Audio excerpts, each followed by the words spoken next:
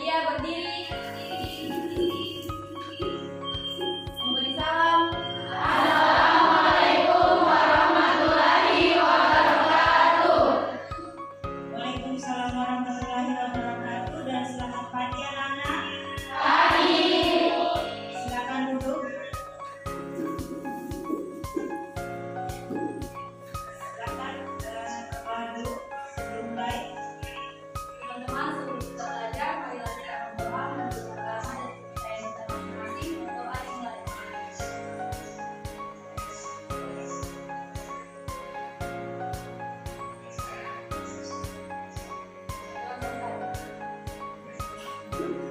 Baik, apa kabar hari ini? Baik. Semuanya pada sehat? Sehat. Adik semuanya hari? Hadir. Alhamdulillah kalian semua, kita semua dalam keadaan sehat walafiat, tidak ada kekurangan apapun. Jika ada yang tidak berhalangan, tidak hadir hari ini, ada yang berhalangan, semoga kita doakan mereka urusannya selesai, dan kalau yang sakit kita doakan saja sama-sama. Semoga yang sakit dalam keadaan sehat dan segera beraktivitas kembali.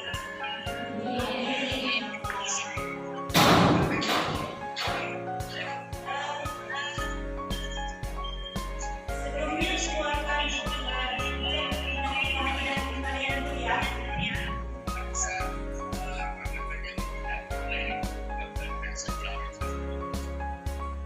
Tolong dengarkan namanya.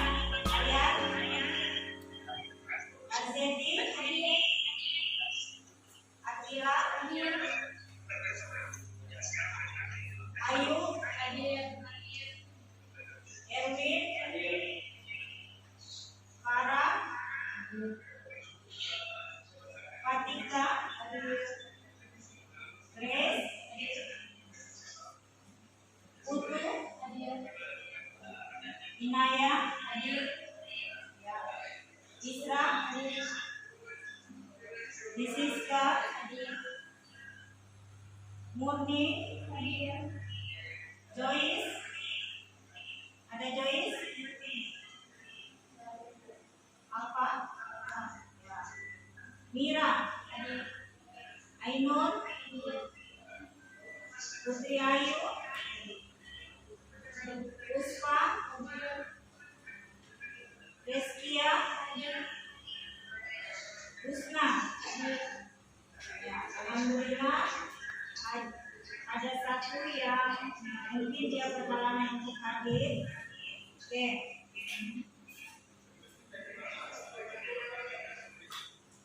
Sebelum kita mulai ke intinya, Ibu akan putarkan kalian video. Tolong videonya nanti diperhatikan, diamati baik-baik ya. Kita masuk pada hari ini kimia asam basa.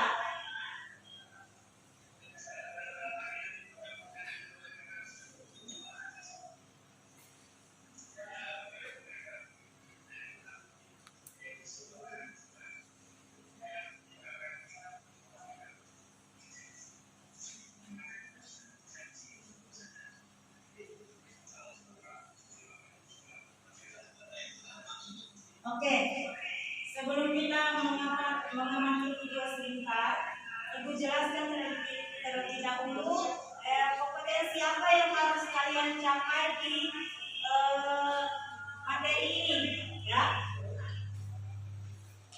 Kompetensi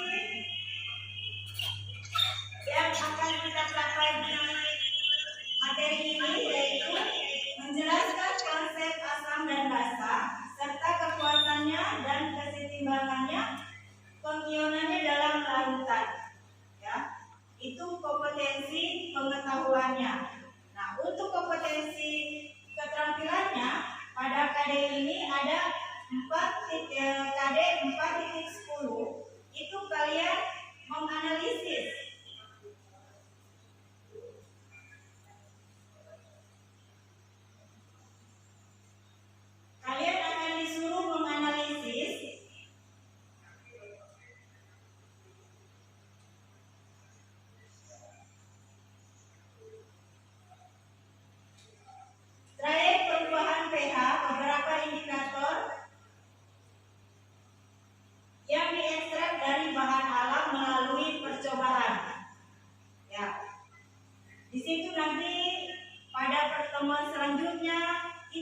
coba praktek tentang indikator asam basa menggunakan bahan alami, ya.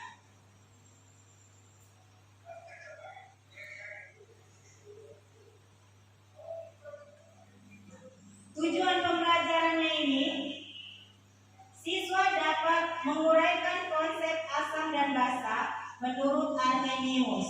Nah, kemarin Ibu sudah jelaskan ke waktu pertemuan kemarin itu ada berapa asam basa menurut teori? Ada tiga. Nah, yang pertama menurut Arrhenius, yang kedua menurut Bronsted-Lowry, yang ketiga adalah menurut Lewis. Nah, yang akan kita bahas sebentar itu menurut Arrhenius. Nah, yang kedua, siswa mampu menganalisis video yang ditampilkan oleh guru, kemudian berdiskusi sesuai kelompoknya. Oke? Yang ketiga, siswa mampu mempresentasikan hasil diskusi. Nanti kalian setelah diskusi, nanti kalian diminta akan maju ke depan untuk presentasi hasil diskusi kalian satu-satu. Jika ada pertanyaan, nanti silakan ditanya, apakah 2 pertanyaan atau hanya satu pertanyaan, silakan ditanyakan supaya tidak ada yang mengganjal, ya. Selanjutnya,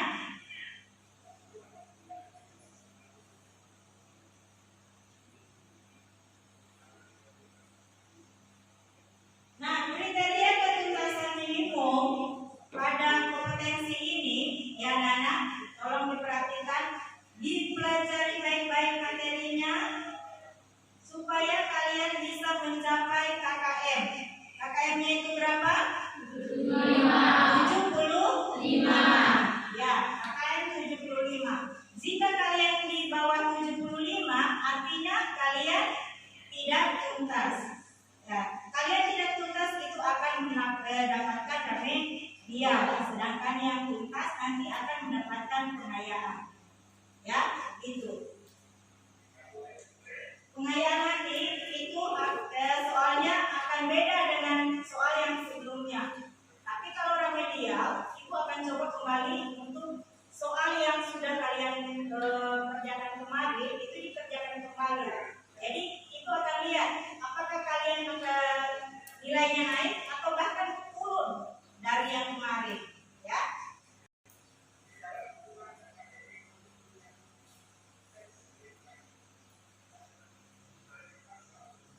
Oke, sekarang coba kalian simak video berikut ini. Nah, emang sih guys, ketiga tanaman tadi sedikit sulit dibedakan karena punya kulit yang sama. Yang membedakan biasanya adalah bau atau warna ungunya. Videonya. Meskipun punya bentuk yang hampir mirip, setiap tanaman rempah punya fungsinya masing-masing tuh. Selain itu, bahan masakan biasanya rempah-rempah juga bisa digunakan untuk jamu. Salah satunya adalah kunyit. Kunyit punya senyawa kimia bernama kurkumin guys. Zat berwarna kuning ini punya efek antiinflamasi dan merupakan antioksidan yang sangat kuat. Ia bisa membantu proses penyembuhan pada tubuh deh.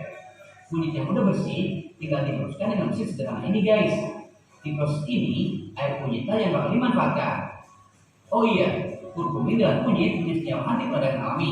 Kadang tubuh juga berusaha terhadap melawan bakteri-bakteri jahat. Tanpa peradangan, bakteri bisa dengan lebih mudah mengenal tubuh kita. Air kunyit ini udah bercampur sama gula, serai, dan asam guys. Adonan ini harus dimasak kurang lebih 2 jam lamanya. Bukan cuma dulu sampai matang, tapi adonannya manja nih, nggak boleh ditinggal sebentar aja.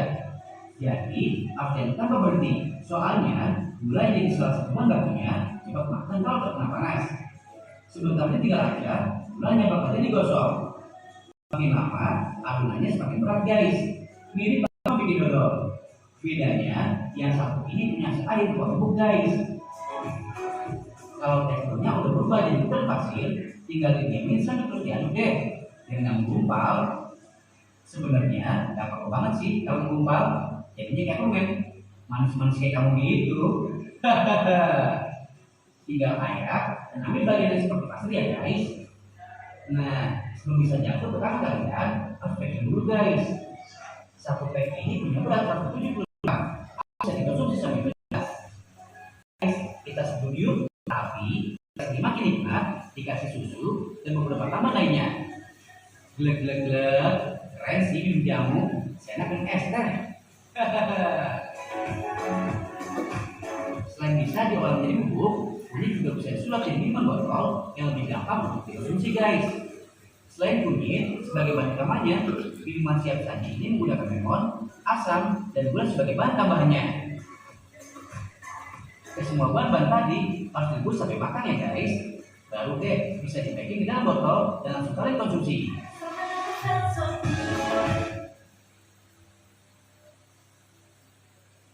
Oke, dari tayangan tadi, kalian ini kunyit ini indikator alami. Salah satu indikator alami untuk menentukan basa atau asam. Nah, apa yang kalian ketahui? Apa yang kalian ketahui tentang asam? Ada yang bisa tunjuk tangan? Ada yang bisa menyebutkan apa itu asam? Ya, silakan Murni. Asam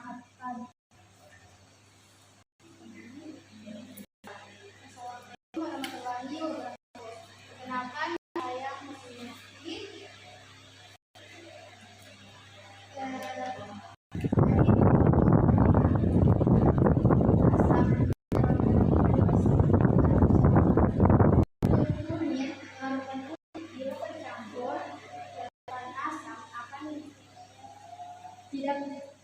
tidak akan berwarna, sedangkan jika tercampur basah akan berubah warna menjadi merah kecoklatan atau berwarna bata. Ya, bagus Murni. Bagus, good. Jawaban yang sangat bagus. Berikan aplaus buat Murni. Ada yang lain bisa memberikan pendapatnya? Apa itu asam? Apa itu basa? Ada? Atau sama saja? Oke, silakan. Assalamualaikum warahmatullahi wabarakatuh. Waalaikumsalam warahmatullahi wabarakatuh. Perkenalkan, nama saya Puspa Indrostari. Ya. Perwakilan dari kelompok 1. Asam menurut Arrhenius pada tahun 1884, Stephen Arrhenius mengumumkan teori mengenai asam dan basa yang dikenal dengan teori basa. Asam adalah suatu zat yang apabila dilarut dalam air akan menghasilkan ion gas. Sementara itu, basa merupakan zat yang apabila dilarut dalam air akan ionisasi menghasilkan ion H-. Good. Bagus jawabannya. Ya, jawaban dari Murni dan Puspa itu adalah jawaban yang sangat bagus.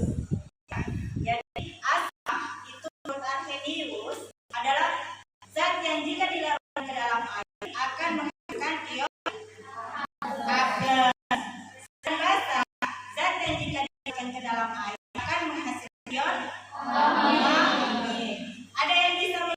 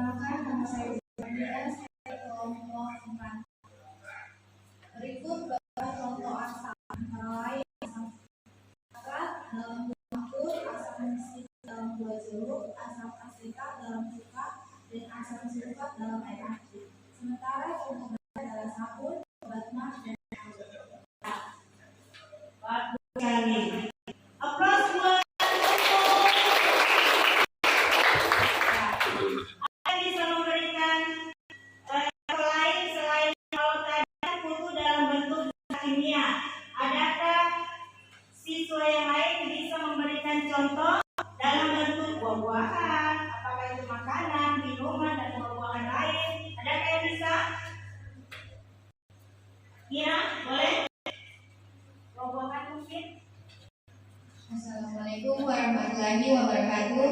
Waalaikumsalam warahmatullahi wabarakatuh. Perkenalkan saya Mira dari dua. Contohnya adalah ada di dua. Jeruk, Ya.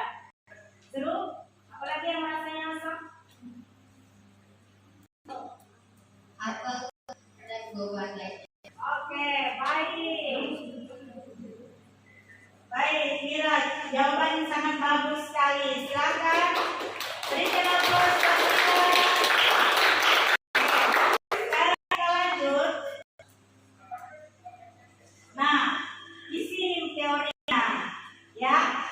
Asam dan basa. Konsep asam dan basa itu sebenarnya bagaimana? Ya. Nah, di sini istilah asam berasal dari bahasa Latin, yaitu acidus, yang berarti yang berasa asam, atau biasa kita bahasakan hari-hari kecut atau asam, ya. Nah, sedangkan istilah untuk basa ini biasa disebut dengan alkali, berasal dari bahasa Arab, yaitu alkoholi, yang berarti abu, atau biasa kalau kita rasa sehari-hari itu dia berasanya pahit, ya, pahit. Contohnya seperti sabun mandi, sabun cuci piring, sabun cuci baju, pasta gigi. Nah, itu salah satu contoh dari asam dalam kehidupan kita sehari-hari. Oke, kita lanjut. Nah, ini konsep asam basa menurut Arrhenius. Pada tahun 1886, seorang ilmuwan dari Swedia yang bernama Svante August Arrhenius mengemukakan teori mengenai asam dan basa.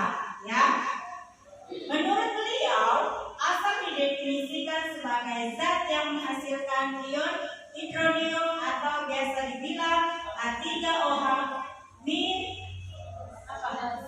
H3O+ atau ion hidrogen H+. Jika dilarutkan dalam air, ya, jika dilarutkan ke dalam air, contohnya, ya, asam nitrat itu HNO3 dalam bentuk aqua, itu dia menghasilkan H+ dan NO3- dalam bentuk aqua. Nah, contoh selanjutnya asam sulfat, ya, asam sulfat H2SO4 dalam bentuk aqua, itu dia menghasilkan 2H+ dalam bentuk aqua dan SO4 2- dalam bentuk aqua juga, ya. Nah, sekarang basa menurut Arrhenius. Basa didefinisikan sebagai zat yang menghasilkan ion hidroksida atau biasa disebut dengan kohamid jika dilarutkan dalam air. Nah, bahasa sehari-hari kita yang paling kita ingat itu biasanya zat yang dilarutkan ke dalam air, dia akan menghasilkan ion OH-. Contohnya kalium hidroksida atau KOH, ya. Kalium hidroksida itu dia menghasilkan K+ dan OH-. Nah, K dipisahkan kemudian ditambah dengan OH- itu akan menghasilkan senyawa KOH. Nah, bagian B, contoh selanjutnya kalsium hidroksida. Nah, CaOH 2 kali itu menghasilkan Ca2+ ditambah 2 OH-.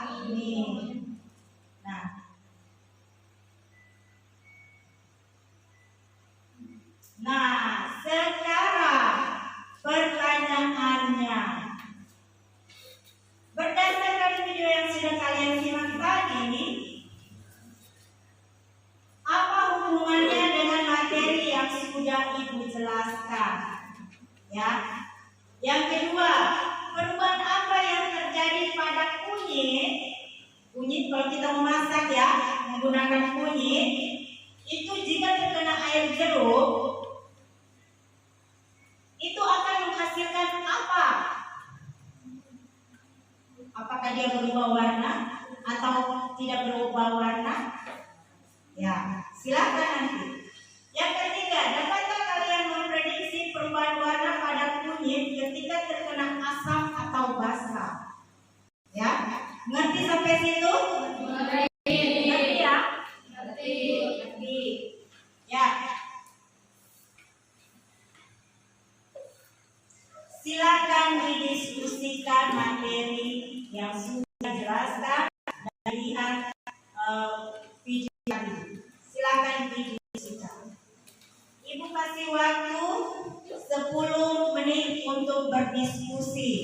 Setelah itu kalian akan mempresentasikan ke depan, ya.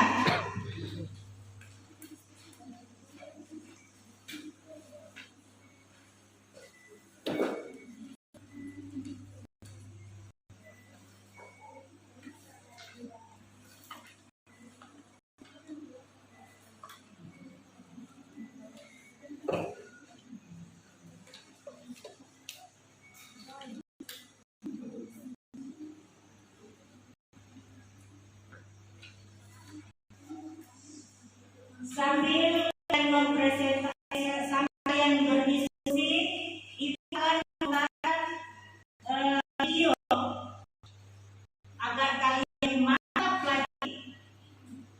Ibu akan memutarkan video asam basah dalam kehidupan kita sehari-hari apa saja sih? Ya, nanti silakan berdiskusi, dengarkan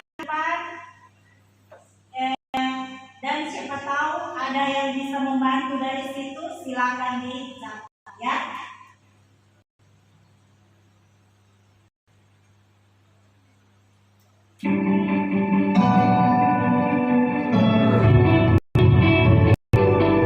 Halo, kembali lagi di channel. Sekarang kita akan belajar tentang kata dalam kehidupan sehari-hari.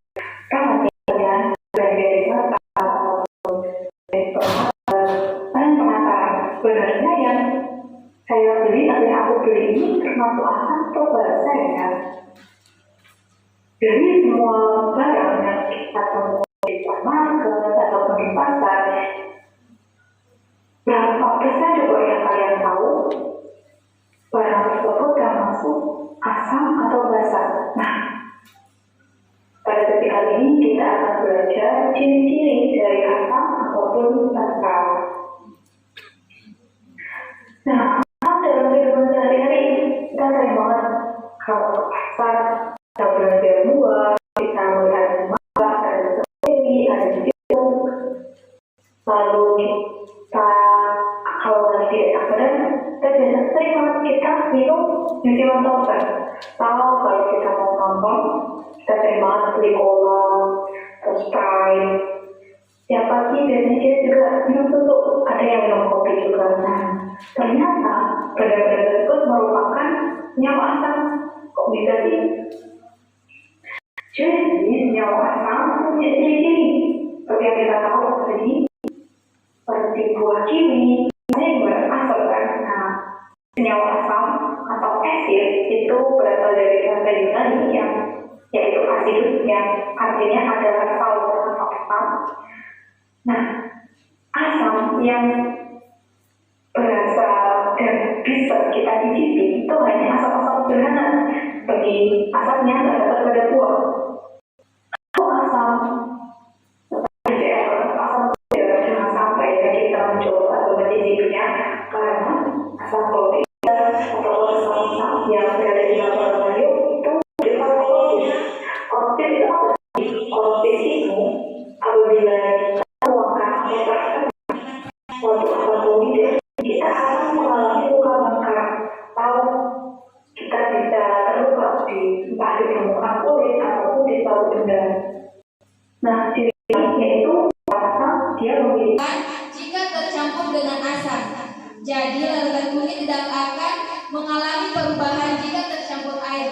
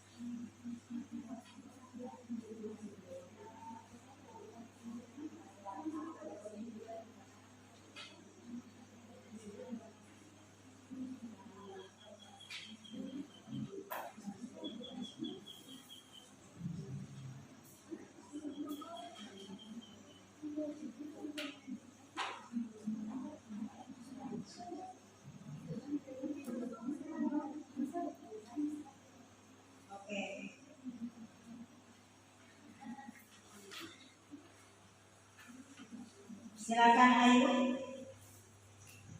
Assalamualaikum warahmatullahi wabarakatuh.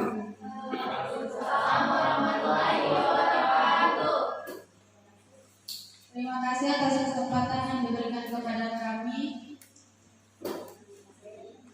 Saya dari kelompok 4. Saya akan bertanya, apa perubahan warna kunyit ketika tercampur larutan asam dan basa?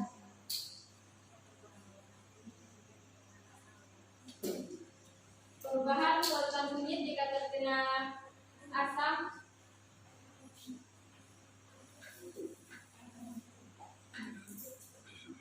Larutan kunyit jika tercampur dengan asam tidak akan mengalami perubahan warna, tetapi jika tercampur dengan basa akan mengalami perubahan warna seperti warna merah bata atau kecoklatan. Terima kasih. Bagus jawaban dari Puspa. Untuk Ayu terima kasih, pertanyaan yang sangat bagus. Oke, silakan duduk. Ada lagi? Oke, Erwin silakan.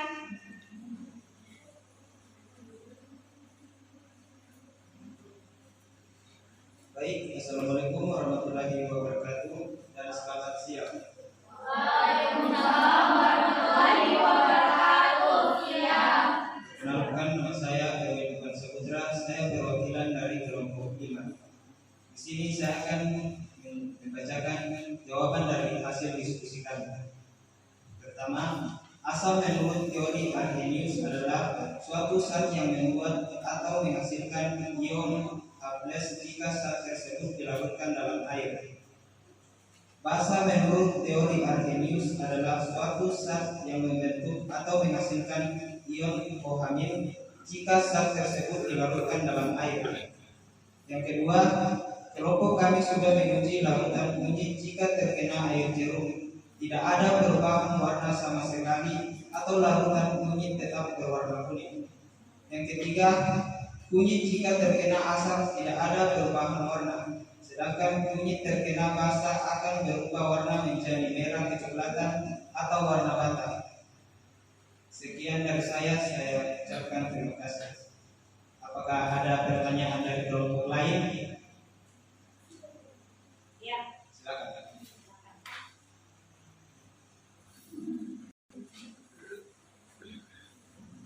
Assalamualaikum warahmatullahi wabarakatuh. Waalaikumsalam warahmatullahi wabarakatuh. Terima kasih atas kesempatan yang diberikan kepada saya.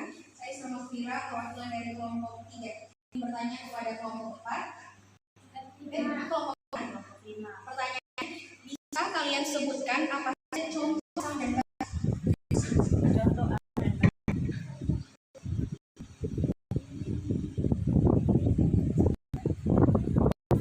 Jika kelompok yang pertanyaan yang bisa silakan dibantu.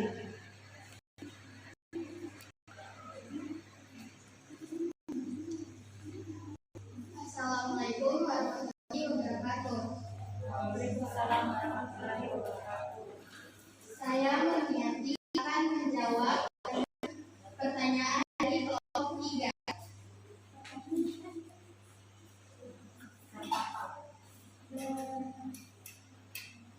Bisakah kalian sebutkan apa saja contoh asam dan basa?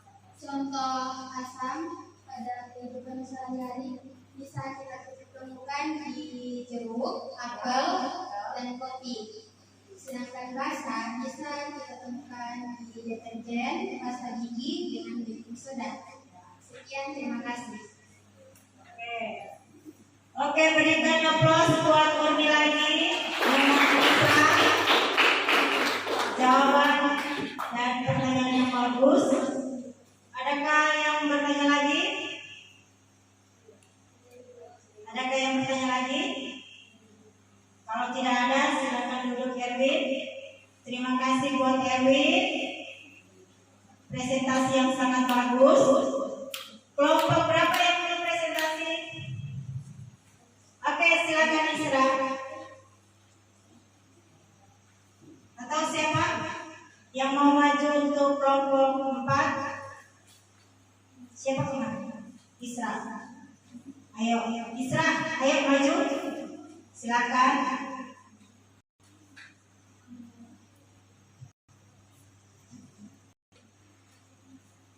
Assalamualaikum warahmatullahi wabarakatuh. Baik, terima kasih atas kesempatan yang diberikan kepada saya.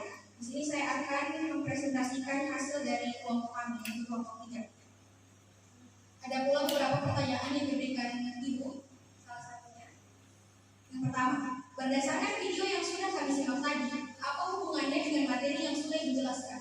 Berdasarkan video yang dipaparkan oleh Ibu tadi, hasil pengamatan dari kelompok kami, asam menurut Arrhenius adalah suatu zat yang dilarutkan ke dalam air akan menghasilkan ion H+. Sementara itu, merupakan zat yang apabila dilarutkan ke air akan menghasilkan ion OH-. Pertanyaan nomor 2, perubahan apa yang terjadi pada larutan kunyit jika terkena air jeruk? Yang terjadi pada larutan kunyit saat terkena air jeruk adalah perubahan warna yang dimana warna awalnya kuning berubah menjadi merah kecoklatan atau merah rata. Pertanyaan terakhir, dapatkah kalian prediksi perubahan warna pada larutan kunyit ketika terkena asam atau basa? Saya ambil contoh yaitu asam.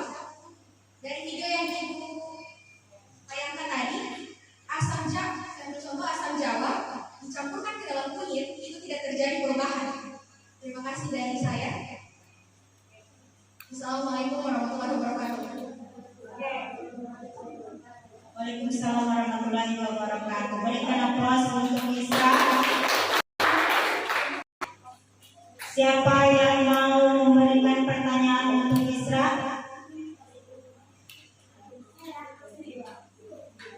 Ya, siapa? Ya. Oke, silakan kelompok 1. Nama saya Rosnawati dari kelompok 1 bertanya kepada kelompok 3. Bagaimana mengukur kesamaan atau suatu larutan? Dalam satu larutan.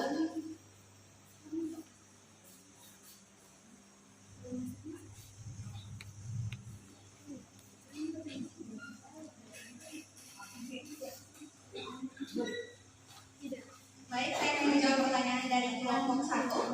Tingkat keasaman atau kebasahan larutan dapat diukur menggunakan skala pH, di mana nilai pH di bawah 7 menunjukkan keasaman, nilai 7 sendiri adalah netral, dan nilai di atas 7 menunjukkan kebasahan. Terima kasih.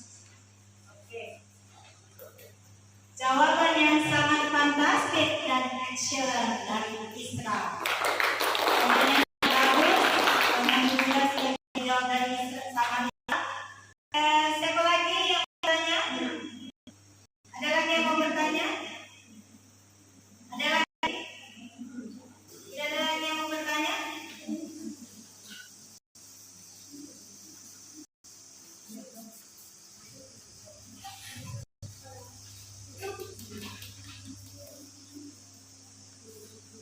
Ada? Bumi tadi mau bertanya lagi?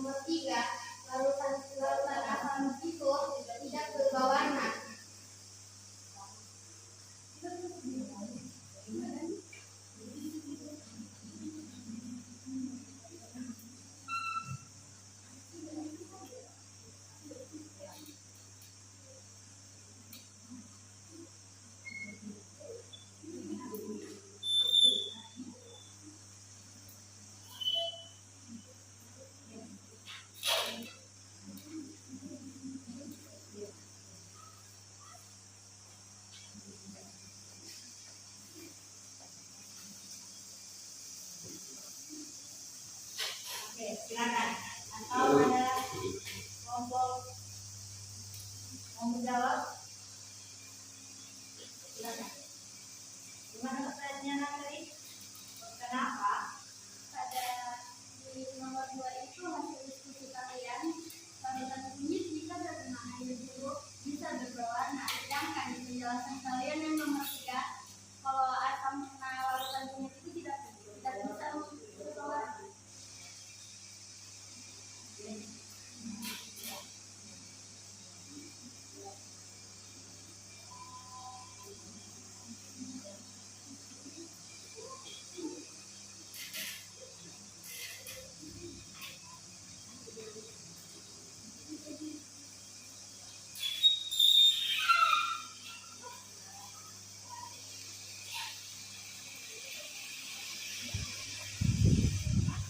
Adakah yang bisa membantu Isra untuk menjawab pertanyaannya? Ada yang bisa membantu?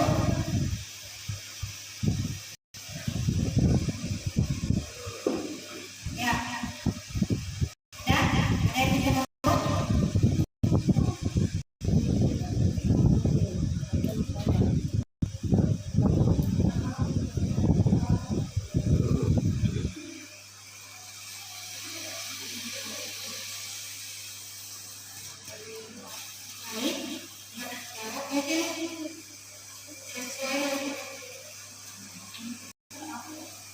Yang nomor 2 itu perubahan apa yang terjadi pada larutan kunyit jika terkena air jeruk.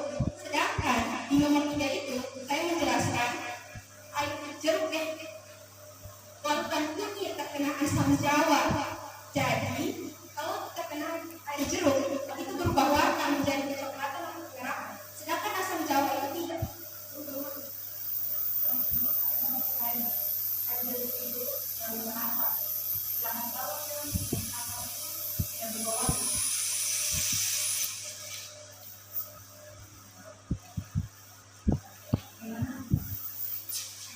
Kalau air jeruk itu dia asam, sedangkan kunyit jika terkena asam dia tidak berubah warna.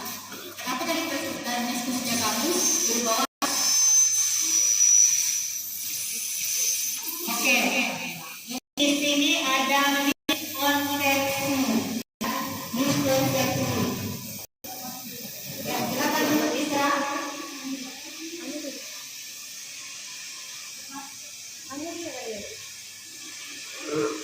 Jadi semua larutan asam, ya, semua larutan diluruskan lagi, diluruskan kembali ya dari miskonsepsi tadi antara Isra dan Murni dan Naya, ibu luruskan kembali.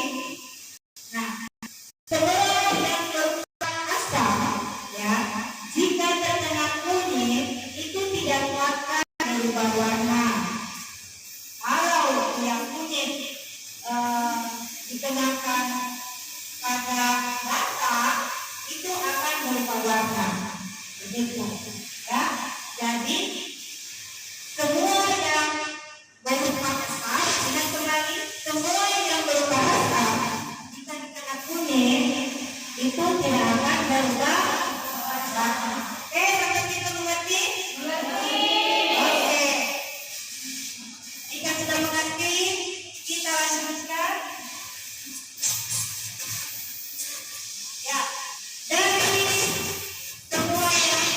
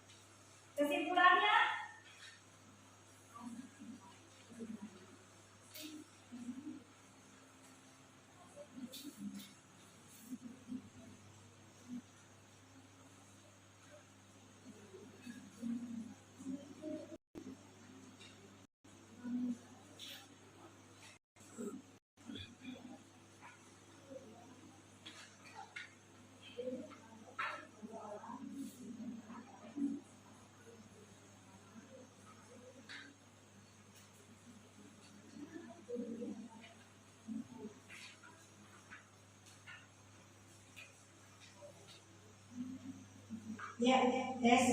Kesimpulannya yaitu apa? Bisa dibacakan? Lalukan bunyi. Jika terkena asam ada dua orang yang menyerah. Bunyi jika terkena asam ada dua warna merah. Kemudian yang dapat dijadikan indikator api karena ada dua warna. Sudah berubah warna. Nah, sekarang kita tulis itu kayak ibu sudah perhatikan soal untuk tes sumatifnya. Silakan dikerja, ibu kasih waktu 10 menit untuk mengerjakan. Ya, silakan tulis nama kelas kelompok berapa.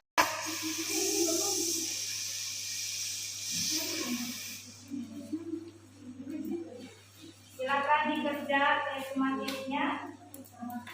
Kemudian setelah kalian mengerjakan itu, tes sumatifnya dikumpulkan, ya, dan akan langsung ibu periksa kembali.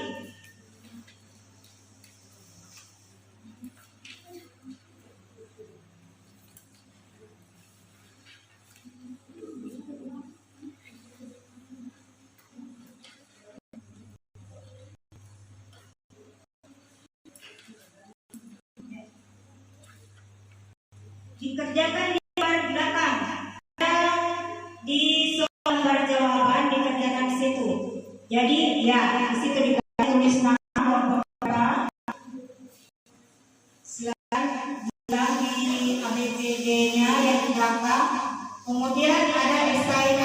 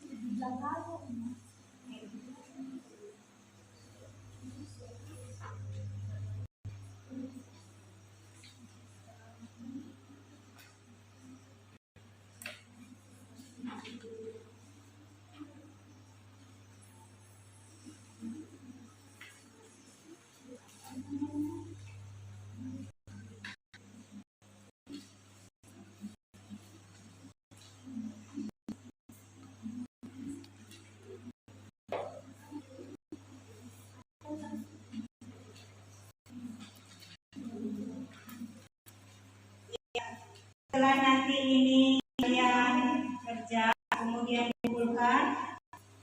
Nanti jika ada yang bertanya untuk ibu, silakan tanya. Jika ada yang mau menyanggah, silakan, ibu persilahkan, ya.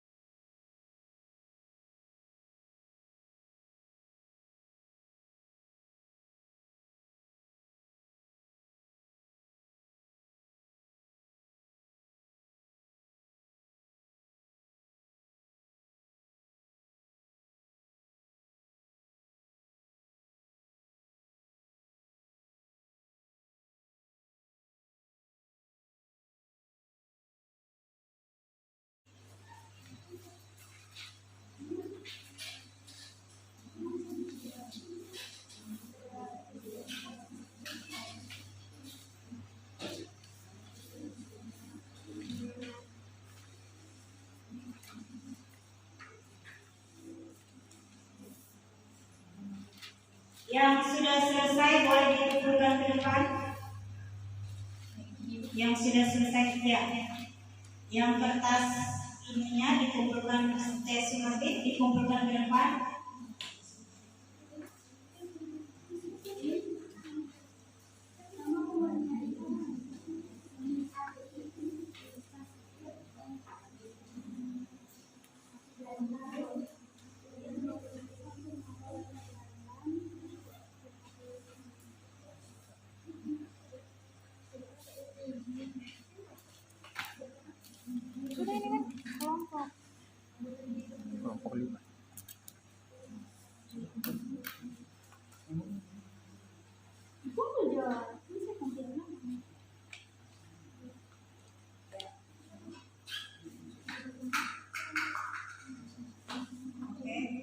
Bagaimana yang lain? Sudah selesai?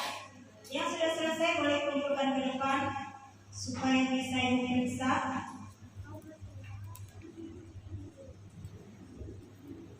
Bawa, ayo.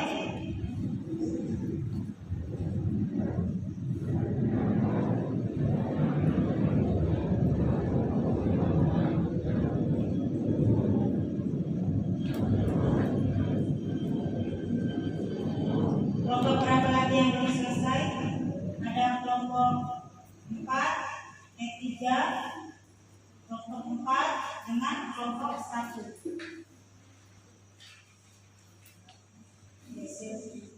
Kelompok 4.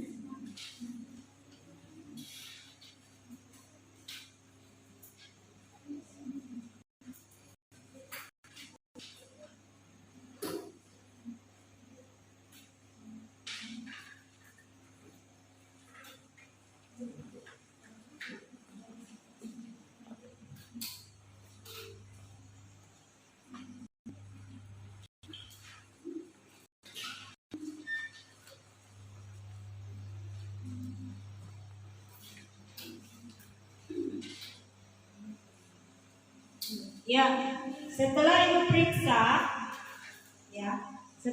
periksa, hasil kalian rata-rata di atas 90, ya. Artinya kalian ini ada beberapa orang yang akan Ibu berikan gift. Yang akan Ibu berikan gift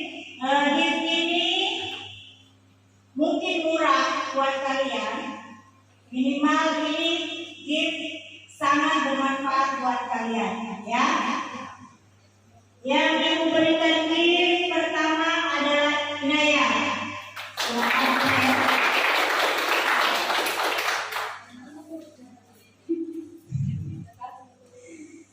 Gift kedua Murni.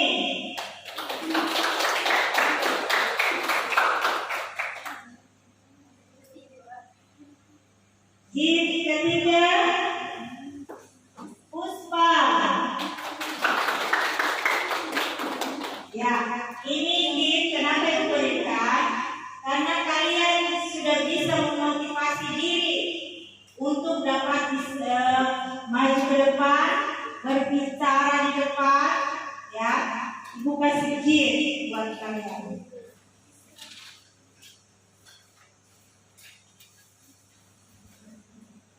Siapa lagi? Isra. Silakan Isra.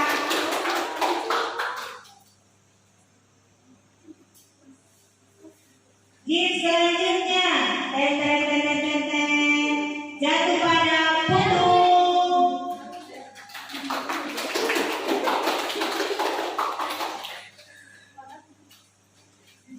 Gift selanjutnya, ini ibu tidak tahu dia bisa pakai apa ya.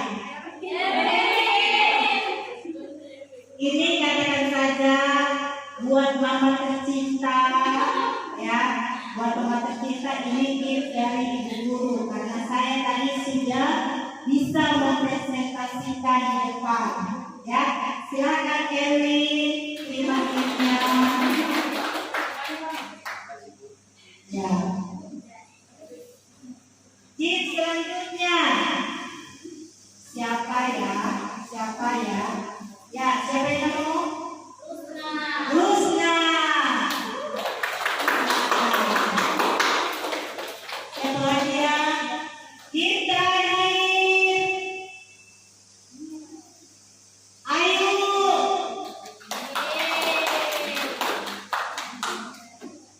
Ya, ini gift sangat murah tapi ibu melihat manfaatnya bagi para wanita ya.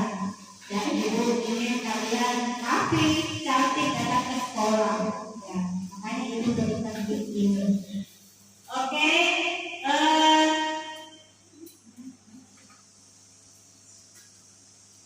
materi kita cukup sekian, ya. Apakah ada pertanyaan? Siapa tahu mungkin ada pertanyaan? Ya, silakan.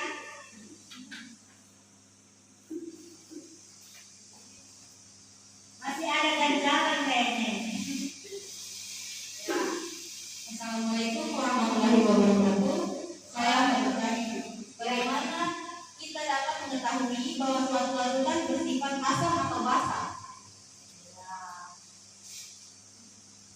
Oke, terima kasih pertanyaan yang bagus.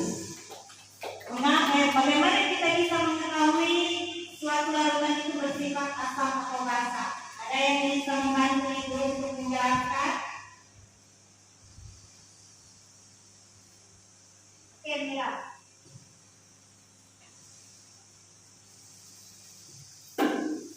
Cara menentukan larutan itu bersifat asam atau basa adalah satu, dengan cara mencicipi jika larutan itu tidak berbahaya untuk dicicipi. Dua, dengan menggunakan kertas lakmus jika kertas lakmus merah berubah warna jadi biru, itu menandakan bahwa larutan tersebut basah. Sedangkan jika lakmus biru diturunkan pada larutan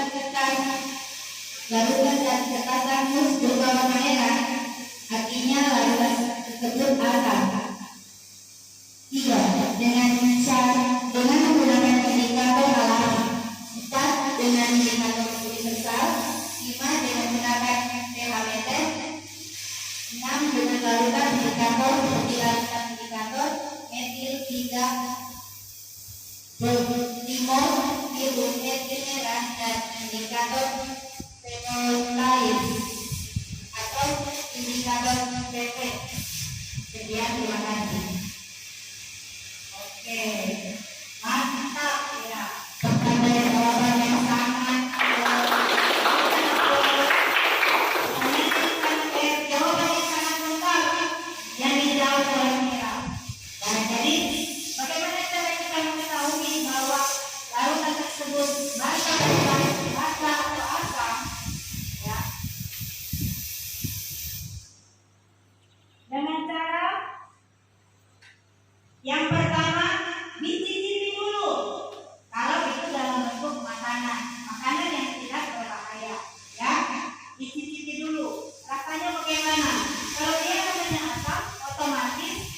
yang adalah bersifat asam.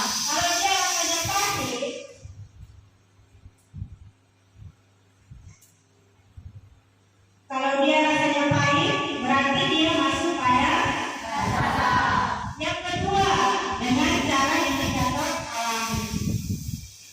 Yang ketiga, dengan cetak langsung. Yang keempat, dengan pH-meter.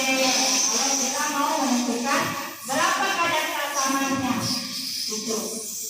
Yang kelima, dengan cetak indikator unit bakar. Nah, yang keenam, yang terakhir itu menggunakan indikator buatan. Misalnya metil merah, metil tidak. Indikator PP atau indikator air. Sampai situ mengerti? Oke, terima kasih. Ibu cukupkan materinya sampai di sini. Ya. Wassalamualaikum warahmatullahi wabarakatuh. Waalaikumsalam warahmatullahi wabarakatuh. Sebelum pulang nanti kita berdoa terlebih dahulu, ya. Berdoa terlebih dahulu supaya kita sampai di rumah itu sehat, tidak celaka, selalu air Allah, Tuhan selalu melindungi kita dalam setiap kegiatan dan perjalanan, ya. Silakan Naya berdoa dulu. Teman-teman, sebelum kita pulang, marilah kita berdoa menurut agama dan kepercayaan kita masing-masing. Baiklah teman-teman, sebelum kita pulang, marilah kita berdoa menurut agama dan kepercayaan kita masing-masing. Berdoa dimulai.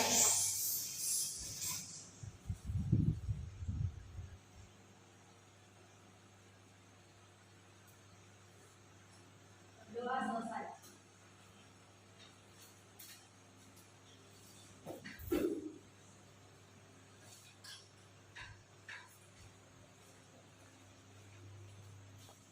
Berdiri, memberi salam. Assalamualaikum warahmatullahi wabarakatuh. Waalaikumsalam warahmatullahi wabarakatuh dan selamat siang. Siap.